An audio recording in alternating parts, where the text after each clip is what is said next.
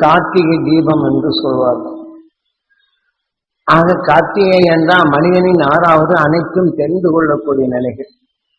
ஒரு விளக்கை ஏற்றினால் அந்த விளக்கின் தன்மை அது எப்படி மற்ற ஒளி கொண்டு அதனை மற்றதை பார்க்க நேர்கின்றதோ தெரிய முடிகின்றதோ இதே போல ஆறாவது அறிவார் நாம் தெரிந்து கொள்ளும் சக்தி பெற்றது. இதுதான் அண்ணாமலை தீபம் என்று சொல்வார்கள். அண்ணாமலை தீபம் என்றால் நமது உடல் மலையாக இருக்கின்றது, நம் உயிர் இருக்கும் இடம் ஒளியாக இருக்கின்றது.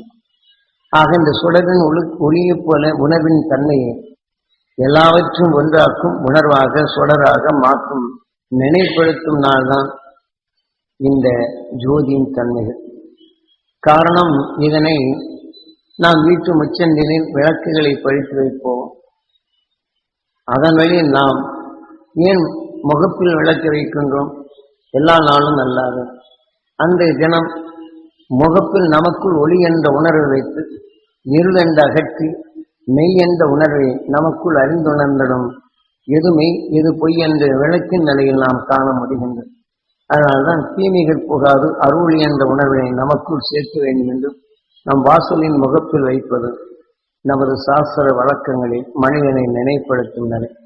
ஆக நாம் சுவாசிக்கும் உணர்வு நம் முகப்பில் இருக்கின்றது. தெளிவான உணர்வின் தன்மை அருள் என்ற உணர்வை நாம் சுவாசித்து இந்த உணர்வின் தன்மை உடலுக்குள் சேர்த்து இருளை அகற்றும் தனக்குள் தெளிந்த உணர்வு ஒன்றும் இருளை அகற்றும் உணர்வை ஒளியாக மாற்றும் திறன் பெற வேண்டும். ஒவ்வொரு நாளும் நாம் சுவாசிக்கும் முகப்பில் உயிரை பற்றுதான் உண்மையின் உணர்வை நாம் அறிகின்றோம். ஆக ஒளி என்ற நிலையில் வரப்படும் போது பொருள் என்ற நிலையை காணும் தன்மை வருகின்றது.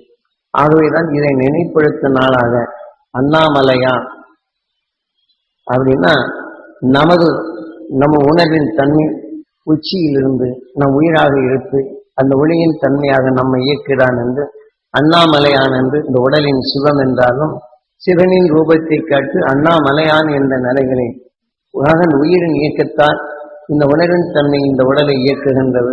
உணர்வின் தன்மை நாம் கவரப்படும் எதன் உணர்வை எழுகின்றோமோ அதன் ஒளியின் தன்மை கொண்டு நாம் இயங்குகின்றோம்.